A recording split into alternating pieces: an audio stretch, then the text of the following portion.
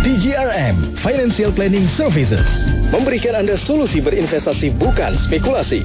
Tempat yang tepat untuk perencanaan keuangan Anda. TGRM Financial Planning Services. Planning well, living well. Assalamualaikum warahmatullahi wabarakatuh. Guys, dalam perencanaan keuangan, Gen Z maupun milenial wajib menghitung atau melakukan mitigasi risiko untuk menghindari dampak negatif dari apa yang sudah direncanakan. Mitigasi risiko itu kalau dalam industri perencanaan keuangan adalah kita menentukan nilai ekonomis uang pertanggungan dari sebuah asuransi jiwa. Karena apa? Karena setiap orang kita tidak pernah tahu kapan kita meninggal. Oke, nah jadi gini guys, kita harus tahu dulu siapa yang mau dimitigasi risiko. Misalnya penghasil income atau pemberi nafkah keluarga, itu dia punya penghasilan atau gaji per bulan itu 10 juta rupiah. Dicontoh di sini jelas 10 juta rupiah.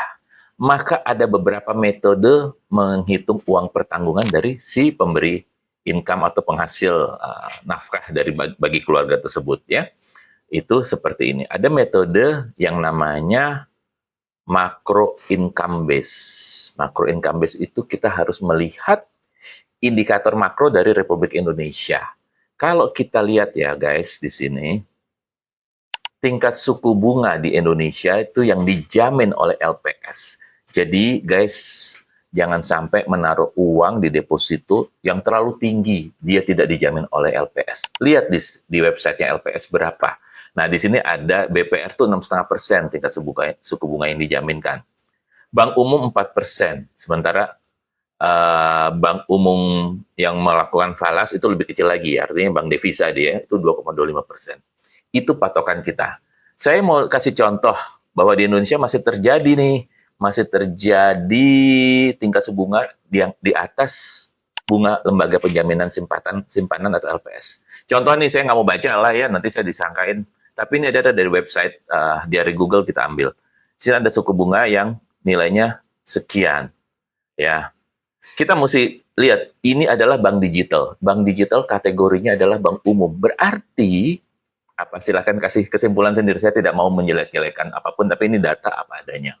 Ya, dari sini.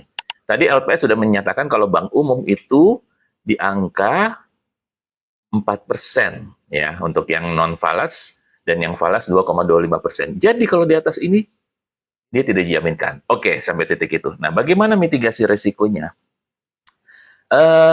Kita tinggal sederhananya kalau penghasilan 10 juta, 10 juta itu mau pakai metode apa? Metode income yang akan ditarik. Jadi maksudnya gini, si A meninggal, dia punya penghasilan 10 juta. Keluarganya yang ditinggalkan, lalu ahli warisnya kan tidak dapat income lagi 10 juta.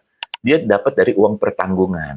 Uang pertanggungannya itu metode satu adalah uang pertanggungannya ya sebesar 3,750 juta. 3 miliar 750 juta. Kenapa bisa demikian? Karena ya kita bisa lihat di sini bahwa 10 juta itu dikali 12 lalu dibagi tingkat suku bunga. Tingkat suku bunga yang wajar. Kita tahu tadi tingkat suku bunga bank umum 4%, tapi dipotong pajak ya kalau deposito 20% berarti 3,20%. Maka dengan demikian si ahli waris mendapat 3,750 miliar ditaruh di deposito di bank, setiap bulan dia ngambil bunganya. Pokoknya tidak akan berkurang sampai kapanpun. Gitu ya, itu uang pertanggungan. Bisa juga kalau dianggap terlalu besar uang pertanggungannya yang berarti preminya lebih mahal, cari yang murah. Hitungannya berdasarkan income base. Jadi mau berapa bulan atau berapa tahun uang pertanggungan itu bisa mengcover keluarga atau ahli warisnya. Misalnya mau 3 tahun, sederhana aja, 10 juta dikali 36 bulan. 360 juta. Berarti selama tiap bulan akan diambil 10 juta, 10 juta, 10 juta sampai 36 bulan dan habis. Jadi demikian, metode uang pertanggungan yang bisa kita hitung adalah berdasarkan, ada beberapa cara, cuman saya hanya kasih contoh 2 cara ini. Nah, oke, jangan lupa LPS juga menjadi patokan kita di sini supaya tingkat suku bunga yang kita ambil kita hitung tidak melebihi dari lembaga penjamin simpanan, dan tujuannya supaya ahli waris atau yang kita tinggalkan dia tetap sejahtera walaupun si penghasil income sudah tidak ada. Demikian guys ya, Gen Z maupun milenial mulai berhitung mengenai uang pertanggungan. Semoga ini bisa bermanfaat. Oke, salam sip punya.